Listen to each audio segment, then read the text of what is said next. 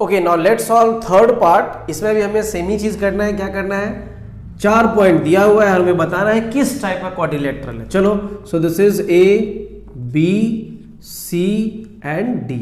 Okay, तो सबसे पहले हमें क्या फाइंड करना पड़ेगा, सबसे पहले हमें ए बी फाइंड करना पड़ेगा। ठीक है, ए बी साइड, तो ए बी साइड हम फाइंड कर लेते हैं। क्या फॉर्मूला लगाएंगे, under root x2 minus x1 का whole square plus y2 minus y1 का होल स्क्वायर।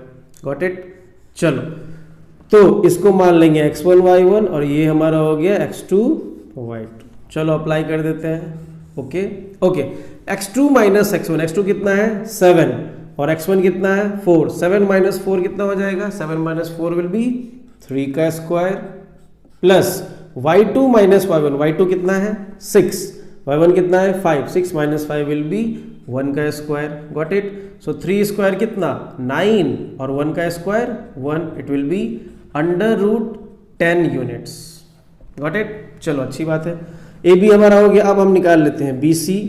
सो बी सी के लिए same formula, under root x2 minus x1 का whole square plus y2 minus y1 का होल स्क्वायर। Got it. चलो, तो अब हमारा x1 y1 चेंज हो जाएगा, फिर ये हो जाएगा हमारा x1 y1, ये हो जाएगा x2 y2। Got it. चलो, तो क्या कह रहा है, x2 माइनस x1 मतलब 4 minus 7, 4 minus 7 will be minus 3 का square. Okay, and 3 minus 6 again minus 3 का स्क्वायर। Got it. चलो, माइनस 3 का स्क्वायर कितना 9, फिर से माइनस 3 का स्क्वायर कितना 9, 9 प्लस 9 रूट 18। रूट 18 को हम क्या लिख सकते हैं, इसको लिख सकते हैं 9 इंटू 2 और फाइनली 9 को बाहर निकाल लेंगे, so it will be 3 root 2 units. Good, ये पार्ट हो गया। ए बी हो गया, बी सी हो गया। अब सी डी निकाल लेंगे। So now C D again the same formula, x2 minus x1 का whole square plus y2 minus y1 का होल स्क्वायर।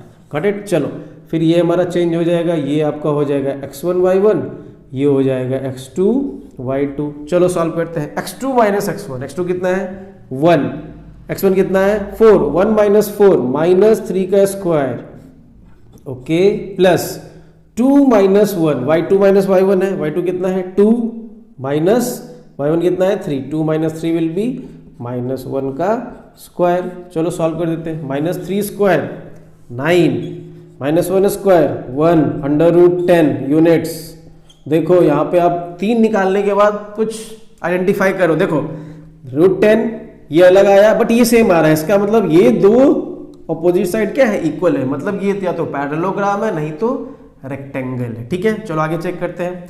ए B B C C D, अब निकाल लेंगे D A. Now D A will be again the same formula, under root x2 minus x1 का whole square plus y2 minus y1 का whole square. चलो, तो अब हमारा x2 y2 तो वही है, x1 y1 हमारा ये हो जाएगा। ठीक है, x2 minus x1 1 minus 4, 1 minus 4 will be minus 3 का square plus y2 minus y1 2 minus 5, तो 2 माइनस 5 कितना हो जाएगा माइनस 3 का होल स्क्वायर। चलो सॉल्व कर देते हैं। माइनस 3 स्क्वायर विल बी 9, फिर से माइनस 3 स्क्वायर 9 रूट 18, रूट 18 को हम लिख सकते हैं 3 रूट 2 यूनिट्स। देखो ये अपोजिट साइड सेम आ रहा है, इसका मतलब ये रेक्टेंगल भी हो सकता है, पैरेललोग्राम भी हो सकता है। अब हमें डायगोनल भी निकालना पड़ेगा इन दोनों को वेरीफाई करने के लिए। ठीक है, अब हम निकाल देंगे डायगोनल AC।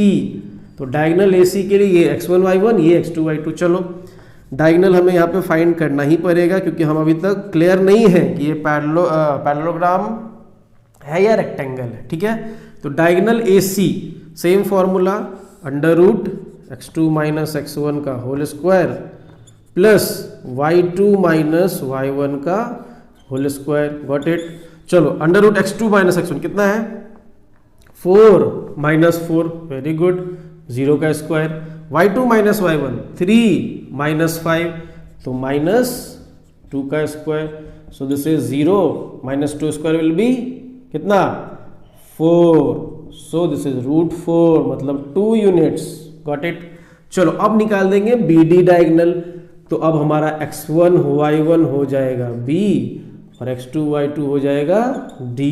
ठीक है, चलो now will find diagonal BD। सेम formula, under root x2 minus x1 का whole square plus y2 minus y1 का होल स्क्वायर। ठीक है, चलो x2 minus x1, 1 minus 7, 1 minus 7 कितना हो जाएगा, माइनस 6 का square, very good, plus 2 minus 6 तो माइनस 4 का स्क्वायर, तो minus 6 square will be 36, 4 square will be 16, ये आपका हो जाएगा रूट 52, और रूट 52 कितना होगा मैंने बताया था 2 रूट 13 यूनिट्स। अब देखो यहाँ पे ए बी जो है वो किसके इक्वल है, सी डी के इक्वल है, बहुत अच्छी बात है। बी सी जो है वो किसके इक्वल है, डी ए के इक्वल है।